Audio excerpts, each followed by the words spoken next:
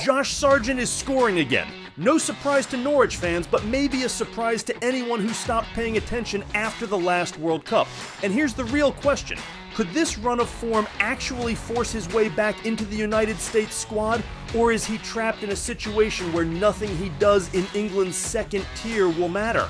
US manager Mauricio Pochettino clearly showed favoritism towards MLS strikers this summer, so we have to ask the question, is there anything Josh Sargent can actually do to get back into the United States squad for next summer's World Cup? And more importantly, can it be done at Norwich? We're going to try and figure that out next here on Pints and Punditry at the Pitchside Pub.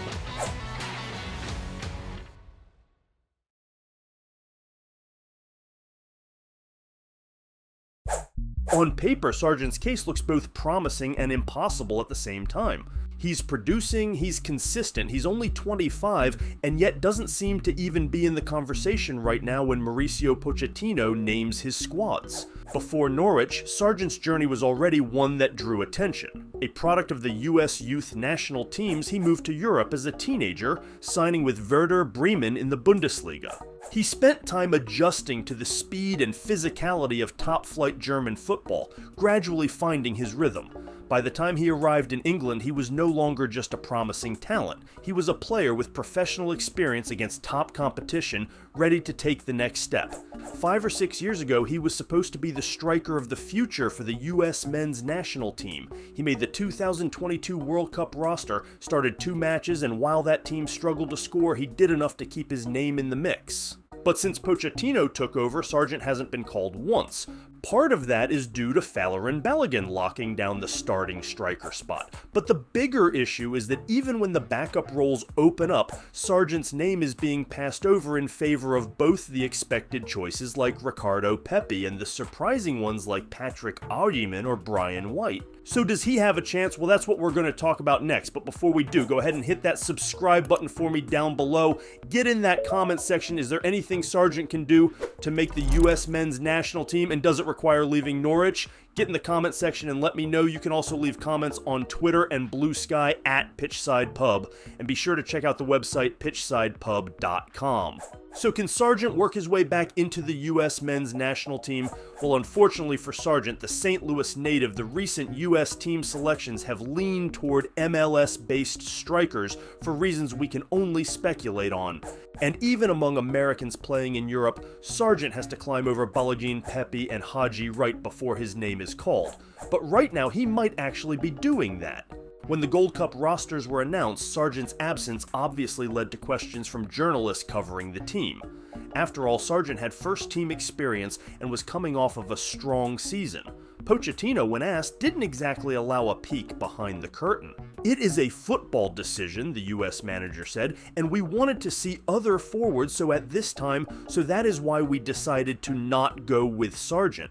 That doesn't tell us a lot, but it does tell us that Pochettino isn't overly enamored with Sargent, and at the very least wanted to see if something better was out there. Now, it's hard to believe that something better is sitting in MLS right now given Sargent's track record in the championship, but nevertheless, that's what Pochettino and his team seem to think this summer, so it's up to Sargent to change his mind.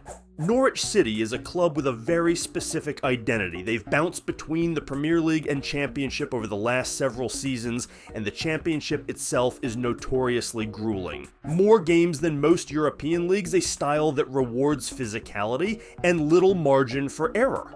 Sargent walking into this environment and scoring consistently says something about his adaptability. He's not just running into open space, and he's adjusting to different defenders every week, different tactical systems, and still finding the back of the net. Norwich has been good for Sargent. Some would even say they've been a little too good.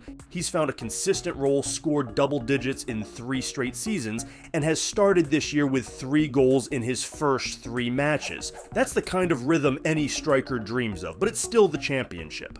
And here's the sticking point. Pochettino has already seen him score at this level before, and it didn't change his selection decisions. So what's different this time? If Sargent ends up with another 14 to 16 goal season, will it matter?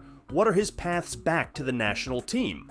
Let's look at the striker competition more closely. Falarin Balogun brings League One quality and has historically been the preferred choice, though a shoulder injury sidelined him significantly. Ricardo Pepi has been in strong form for PSV, and another strong season in Europe should solidify his spot on the roster. Many pundits argue that today, if everyone's healthy, Pepi is Pochettino's guy. And then there's Haji Wright, who has found success at Coventry City, also in the English Championship, and is probably the one currently in Sargent's way. It's unlikely that Pochettino carries 4 strikers, so Sargent will essentially have to displace Haji Wright and fend off Patrick Agyemang in order to earn that 3rd striker spot. So how does Sargent manage to do this? Sargent's playing style hinges on intelligent movement and clinical finishing, but Norwich also counts on him to hold up play and involve teammates. The Championship presents constantly shifting demands. One week, it's a tumbling high-press style, the next a low block to be broken down. Between test after test, Sargent's ability to adapt and still score is exactly what Pochettino needs to weigh when considering his level, even in a second-tier league, but that hasn't been enough for Pochettino to select him thus far. So what can he do to get back on the national team radar? Is it an absurd goal-scoring binge, the kind where every match he plays is front-page news? Or a move to a higher league where he can prove himself against tougher defenses? That second option is tricky. Norwich have promotion ambitions, and a late window move could derail that. And even if he did move, he'd be starting over somewhere new with no guarantees. So really, this season could be a tightrope. He either stays at Norwich and scores at a clip that forces Pochettino to notice, or he gambles on a bigger stage and risks losing the rhythm that's put him back in this conversation at all. So here we are, Josh Sargent, one of the most consistent American scorers in Europe, but playing in a league the national team coach clearly doesn't rate highly. Or maybe he just doesn't rate the player. We really don't know. What we do know is he's producing, but is he producing where it matters? His challenge now is to either score so often that the level of competition becomes irrelevant, or find a way to prove himself somewhere tougher before time runs out. These coming months are pivotal. Every goal, every assist, every standout performance will be stacked not just against championship competition, but against Wright, Agyemang, Jesus Ferreira, and every other MLS striker that seems to be getting priority in this new men's national team regime, all of whom are jockeying for Pochettino's attention. The championship might not carry prestige, but it's a tougher test than MLS, and right now it's a strong proving ground for Sargent. So far, his success there hasn't impressed Pochettino enough to warrant his inclusion. He needs to turn routine output into something compelling enough to force recognition, and his story's far from decided. Can he do it at Norwich City, or does he need a move, and is that move worth the risk? What is the best avenue for Josh Sargent?